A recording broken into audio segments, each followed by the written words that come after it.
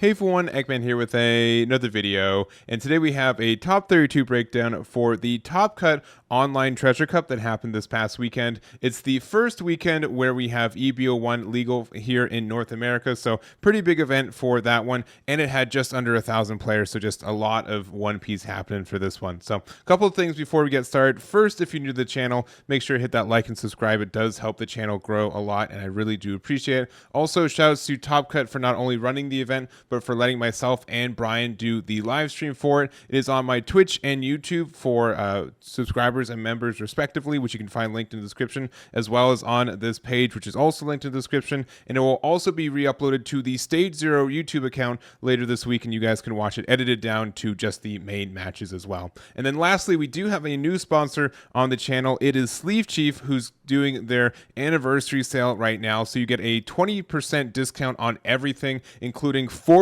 new items that they've added to the store just for the One Piece card game, which is exciting as well. I've gotten a couple products and they're really sweet. I think the one that I like the most is the deck box too. This red-haired deck box is really nice as just an item for One Piece. They have a bunch of sleeves, play mats, and everything else. I do have additionally the Luffy play mat here with Kaido, so very nice. A lot of great items. And if you use my link or my code, the Eggman, which you can find in the description, you get an additional 5% off.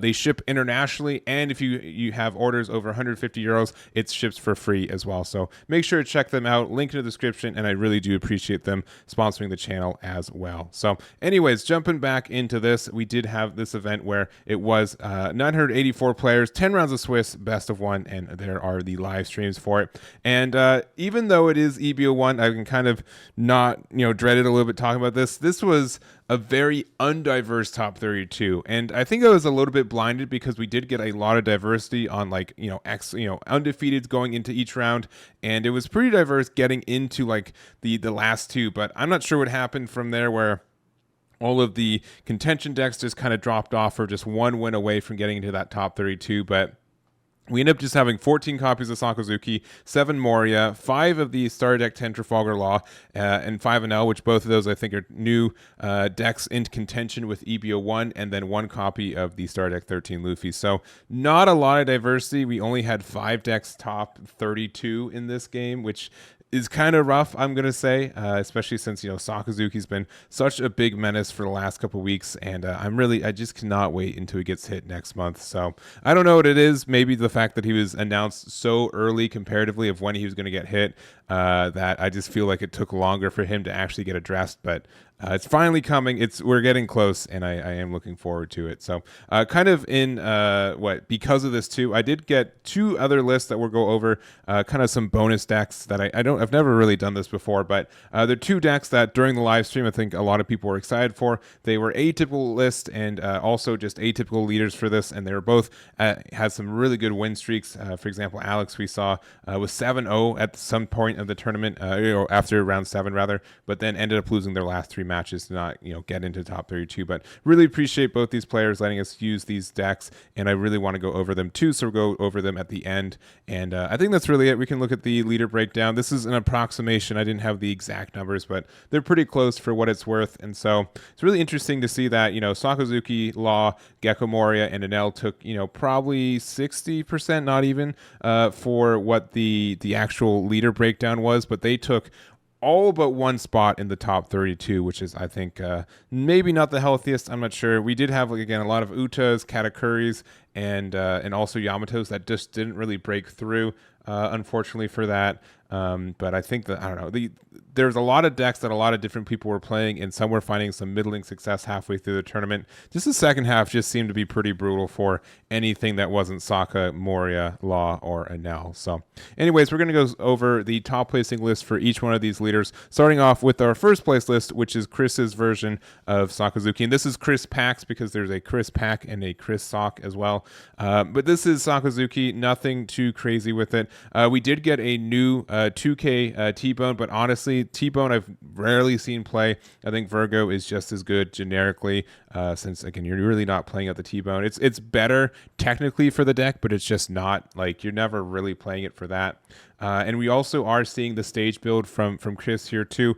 Kind of important too. I did look, and we did have 7 builds of them have the stage, and 7 of them did not. I also will say that the stage builds were more in the X1 or higher category, but then obviously more topped, or equally topped between the two. So I think the stage build is probably the better if I had to choose right now. But it's just pretty close to, and just interesting to see the choice of preference between the two decks as well. So I don't really have much more to say about Sakazuki. I feel like I've covered this exact 50 multiple times at this point, but that doesn't mean that it doesn't take a lot of skill to get a deck like this to the end. And I think that Chris Pack played very, very well for this tournament too. So not much more to say. Congratulations to Chris with Sakazuki, and we'll definitely see some more Sakazuki for the next couple weeks. Next up, we have Chris Sock, who's playing Gecko Moria, and Chris Sock has also been on quite the tear for pretty much this whole format. He's been topping a lot of, I think, if not every event, most events that he's been entering, and he's entered probably like 6+ at this point. So you can probably tell if he's at an event if he has topped an event as is. He's running pretty much the same build of Moria that he's been playing the last couple weeks as well. There's some decks but that have been adding the Rebecca Hina for it, which is kind of nice. It's kind of like a mid-game play to get stuff into range for your Absalom to hit, and also just establish some bodies as well. But outside of that, I don't think, it's pretty close between the two. We don't get really a lot of tools from EB01 either, so not surprising that it's pretty much the same list. But I think Moria is still very strong. We're going to see it for the next couple of weeks. And then I think it might be one of the premier blacklist potentially into OP07, assuming that Rob Lucci doesn't take it over. So I don't have much more to say, but congratulations to Chris Sock for their second place finish there. Next up, we have our Trafalgar Law. So Law is kind of like not necessarily a new kid on the block because he's been around for a couple months at this point, but definitely reinvigorated with the release of EB01. The key cards for us for this one are the Bond Clay, being able to use this to ramp, and also the attacking, when attacking effect for this is pretty obnoxious. There's kind of like this weird thing, especially I think like yellow takes full advantage, or gets hit by this very hard. They want to play like their 7-cost Lin. They want to play their big cards on curve, and if they do, and they don't have like fantastic removal all the time, this Bond Clay is like, cool, all right, well I'm swinging for 9 for free because you played out your Yamato or whatever else on the other side. So I think that's something that's really obnoxious in some matchup. He has like some weird tech options for it too, and just the fact that he's able to ramp and active is really nice. And then the other card is Kitten Killer, a fantastic finisher for this deck as well. Being able to have a 7k rush that you technically didn't have to invest any Dawn into is really great. So there's some times where you can put all your Dawn under leader, make it an 8k swing, and then or put 3 Dawn underneath it, make it 8k, and then -3 play Kitten Killer, and then have another attack of at least 7k without any Dawn investment, as long as your opponent's at 2 or less life. I think that's pretty impactful for you. So other than that, I think there's some minor tech options. The big one that I see from the list here from Jason is the Fire Fist. If you're at 2 or less life, you get a KO, something with 0 or less power, but just giving something -4k can help you. There's some matchups that just inherently play a lot of 7k bodies as well, and so because of that, I think this is something that lets you get some things in range. Sometimes the effect in life pops up, and additionally, sometimes like we use this, we can actually get some KOs with it too. So specifically against like Sakazuki playing Rebecca, if they didn't play a Sabo, you can give something -4k, for example, like a Borsalino, and then this would be able to KO the Rebecca, and then you'd be able to bottom deck the Borsalino. So like a good 2-for-1 there, I think is really nice. So otherwise than that, I think that Law is still kind of figuring out how it works here in the States with the new cards. I think a lot of people are going to get good with it in the next couple weeks too, and definitely still going to be a really good contender in OP07. So not much more to say, but congratulations to Jason for their finish with Trafalgar Law. Next up, we have Enel, and we actually have 2 copies of it. We have Aaron and Alec's version. They both placed pretty close to the same. They got 7th and 8th place, so we'll kind of want to go over both of them real quick. But inherently, just the big difference between the two is if they're playing the Enel, right, the 7 cost. We did get the new card here, Kingdom Come, which is just plain removal for anything. It's a little bit expensive if we don't already have board, but having a something that gets rid of anything or KOs anything is really strong. And at a build like this, which I think is more kind of control heavy, I have seen a lot more of like the rush builds, which I think the 7-drop Enel is a little bit more for. So I'd say that this one's like a little bit more on the rush side, not completely, but just the fact that we're using this to, we also have the new 4-cost card. We're only playing 1 copy, but being able to play an Enel from our trash for 4 is pretty nice.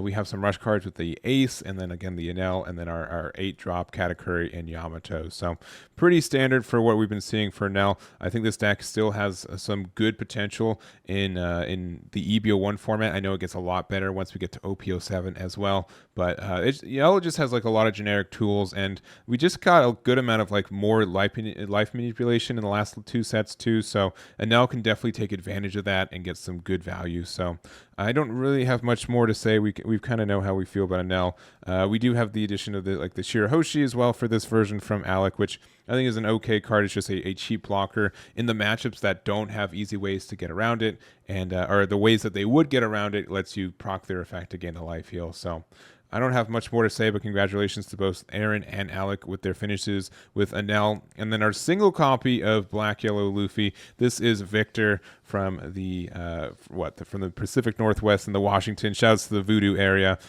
Victor also is our top 4 placer from the North American National Finals from this past season as well. He's playing a Star Deck Luffy in that one, but it was the red-purple one, so he's transitioned to the yellow-black one. And again, this one is pretty tricky. You have to be really good at your sequencing, and there's a lot of different plays you can kind of sequence out with this deck. It's just very tough, I'd say. And the biggest thing about this deck is that it really depends on, does your opponent have a way to interact with this Sabo? If they don't, you have a really good matchup, which like Gecko Moria, I think has a hard time removing these Sabos or getting the value to go for game. And then alternatively, if you're playing something like Red Purple Law, or if you're playing something like the like Sakazuki that can just bottom deck these, then the matchup becomes a lot easier too. Not necessarily like free, but I will say if you can confidently, defend yourself with these Saba blockers, you're in a good spot. And if you can't, you're worried the entire time. So we do get the addition of like the Flampe from the EB01 set, which is pretty important. Lets you go down to 0 life a little bit easier and a little bit faster. So that's big and helpful for the deck. And then otherwise than that, we don't really have much room since we have to play a bunch of the boys. We have to play our Gecko Moria to get kind of our good kind of recovery turn on Tendon and our searchers with the Garp in the event. So not much more to say, but congratulations to Victor for their top 32 there. And then our 2 bonus decks, we're going to start off with the Emporio over here. So this is Alex's version of it, and honestly, this is a deck that I've been playing a lot in the last week or so. It was kind of just a little bit of a pet deck, but honestly, I think the deck can be very strong in the right hands, and it has some really good matchups. Specifically, I think Red Purple Law can be very manageable with this leader. We can just kind of out-resource them a lot of time. It's difficult for them to kind of deal damage since we really want to counter out of everything. And like Monkey.D.Luffy, 6-drop really gets rid of their 4-drops easy. Our Inazuma isn't like immediately removed from a Gordon or a Raise Max. They have to give a little bit something else to remove this. And we eventually just get bigger bodies on board and get a lot of advantage from that too. So I think the deck is just in a really good spot. Again, like this Inazuma is just such a great card for this deck. And it's such a great card in this deck specifically. Like I'm like, are there any other decks that I could use this end of turn? Because the end of turn is generic. Any deck can use it. And I'm really curious, like, man, can I take advantage of this with anything else? So I've been messing around with this in other leaders. My other is like Red Purple Croc maybe, but or not Red Purple. Blue Purple Croc could maybe use this too since they go to low hand sizes. But that's wild for later. We can test that out at a later date. But honestly, I think the deck is really good. I think there's some really cool stuff that we get to do with it, and I'm really happy to see he did well. Again, he ended up 7-3 for the event. He entered into round 8 undefeated, which was just amazing, and then lost the last 3 rounds, unfortunately. But it was really cool to see, and I'm happy to see them do as well as they did with Emporio. So that is the list here. Congratulations to Alex. Lastly, we did have this green-purple Dofi build on stream earlier in the day, and so I had a good amount of people ask for it as well, and I kind of want to go over in general. So shouts to Derek for running the list. Ended up 6-4 with it for the day, but he also wants to shout out that he got the list from Posy Plays, which you can find linked on the page as well. But this is the build for it, and also has some example games if you guys are curious, so you can check that out too. But honestly, I think this is a really interesting build. It's also a build that's supposed to really just take advantage of the red-purple laws that are just so prevalent in at least this early meta and probably later in the meta too. Big kind of card to take advantage of that is the Birdcage. So any 5 or less will not become active during either player's refresh phase. So since the red-purple law doesn't play anything worth more than 4 more times than not, actually 5, right? We have Useless Kid Blocker. This really is great at controlling their board and kind of letting it go.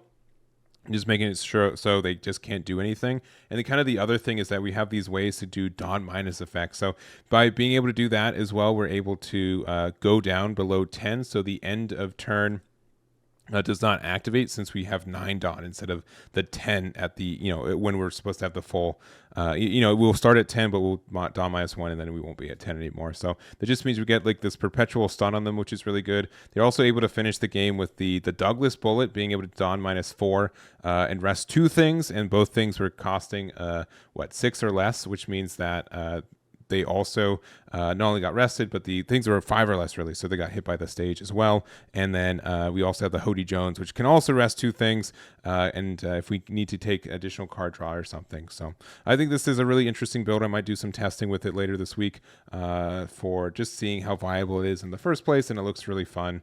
Only thing that they said is that we do have to, the off-weight miss quite a bit, and it did on stream too, just because it only finds characters, it doesn't find other events. I think if this card could find itself, it'd be pretty silly. So I wish it could find other events too, but it's fine as is. But being able to get a plus 4K and then get, not really lose card advantage, I think is good for this deck too. So other than that, I think the deck is very strong against red-purple law and can have some good matchups across the board too. But I haven't really tested it much, and I'm really interested to do some testing later this week. So hopefully that happens. Hopefully I have the time for it. And congratulations to Derek for that. And also, again, Posy Play for the original build for that one as well. So that's going to be it for this one. I hope you guys enjoyed the video. Again, a little bit of a slow start into EB01. I would have liked to see more diverse leaders in the top 32, but this is kind of how it is as sometimes. And honestly, the live stream was a lot of fun, and I really was happy to be a part of it too. So again, thanks to Top Cut for hosting the event and letting us do it. Make sure to follow Brian as well on Stage 0, and he'll be re-uploading the video later this week. I think Monday is what he said. And then again, make sure to check out Sleeve Chief as well during their anniversary sale. Link in the description as well. Get the discount there, and make sure to check out their cool items. So that's going to be it for me. Thank you guys so much for watching, and I'll catch you all next time.